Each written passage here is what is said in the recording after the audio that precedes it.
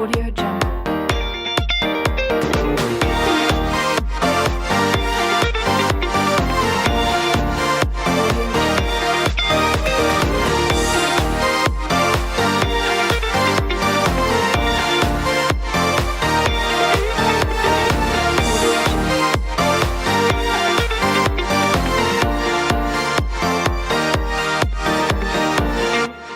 Johnson! Bom dia em cantonês! Senhoras e senhores, estamos em Hong Kong. É uma passada rápida aqui, mas temos uma história excepcional de um cara rápido! Bora conhecer!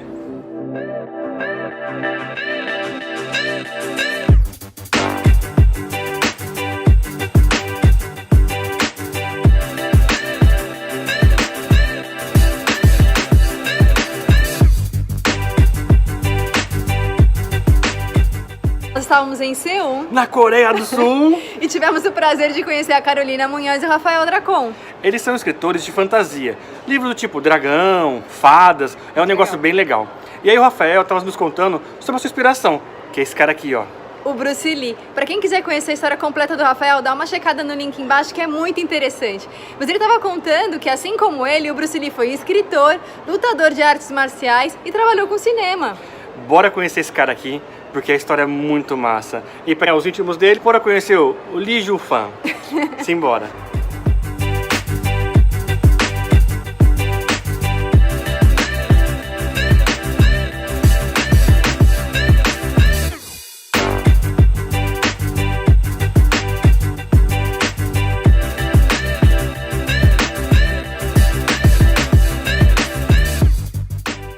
Estamos no Heritage Museum.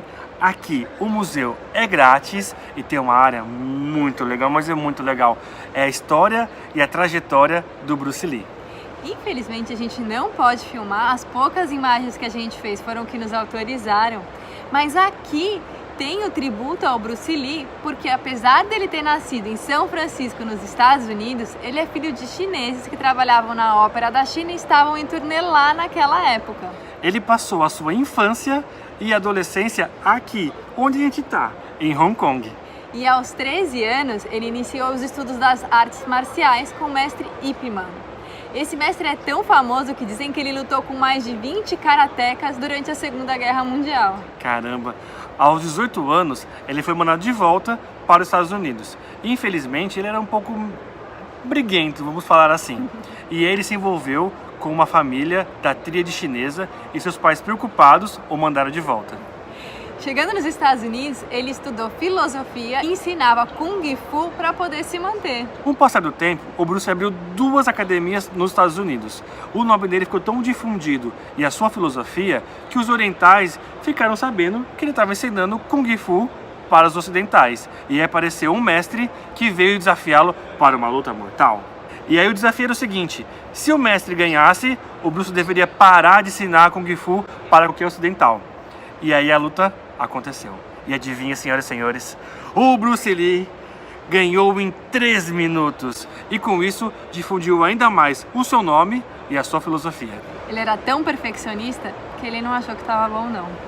Bruce Lee fazia filmes desde criança porque os seus pais sempre estavam no meio artístico. Ele fez mais de 20 filmes e os mais famosos é o Besouro Verde, que tem o personagem Kato, que é muito famoso aqui em Hong Kong, e o Dragão Chinês, que é o seu filme mais famoso. Ele criou um estilo chamado Jeet Kune Do. Jeet Kune Do. Espero que esteja pronunciando correto para os aficionados de artes marciais. Dizem que durante as gravações ele era muito rápido. E o Kung Fu, na verdade, é uma arte de defesa e não de ataque. Então ele fez com que o Kung Fu se difundisse e também fosse algo cinematográfico. E infelizmente, aos 32 anos de idade, ele faleceu por um edema cerebral. Mas deixou um legado para toda uma geração, inspirando pessoas como o Rafael, como nós e como tantos outros que seguem aí os seus passos.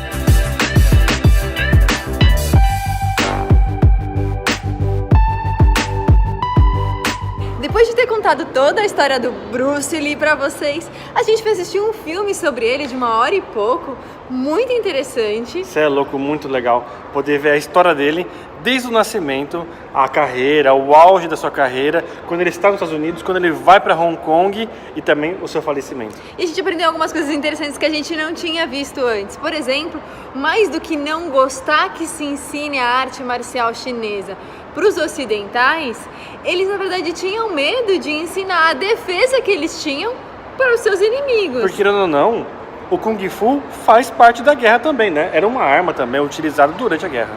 Uma outra coisa interessante que se conta é que a técnica que ele criou, na verdade, era uma mistura de tudo que ele ia aprendendo. Ele não seguia um método específico. Ele foi desenvolvendo um método que era o dele, em que ele ia acrescentando o boxe, o karatê, uma série de outras técnicas, que é o que ele fala de uma técnica pessoal dele, por isso o método do Bruce Lee. Além da filosofia, que é o que ele estudou e conheceu a sua esposa. Ele falava que era uma filosofia de vida, né? Tanto que ele estudou a filosofia, eram artes marciais e juntava tudo isso num método de viver e de acreditar tudo aquilo. Ele foi inovador, porque quando ele encontrou apoio nos Estados Unidos para fazer os seus filmes, ele voltou para Hong Kong e foi atrás dos produtores. Sim. E eles acreditaram nele de uma forma a difundir a cultura chinesa para o mundo. Abriu muitas portas essa ousadia que ele teve de difundir o Kung Fu naquilo que eles inicialmente não seria o comum, né? O ideal. E aí, não dá uma vontade de assistir um filme dele? Vamos ver se a gente baixa o filme pra gente assistir, porque deve ser muito legal, né? Tem muita história, o cara é demais, é super inteligente. Um pensamento que ele falou que eu achei muito interessante é: seja água. Porque a água, quando ela tá num copo, ela é copo. A água, quando ela tá numa garrafa, ela é garrafa. A água, quando ela tá num Pote de chá? num pote de chá, ela é um pote de chá, mas ela pode fluir ou destruir. Seja água. E é isso aí, pessoal. Chegamos ao fim de mais um vídeo. Não! É muito legal poder ver o Bruce Lee, poder ver o seu legado, sua história e poder conhecer um pouco mais do Kung Fu. Esperamos que tenham curtido esse vídeo. Se inscreva no canal, ative as notificações para ver os próximos vídeos. Curta as redes sociais, Facebook e Instagram. Deixa o joinha, compartilha com aquele seu amigo que gosta de artes marciais e deixa aí no comentário um Yeah! Tchau!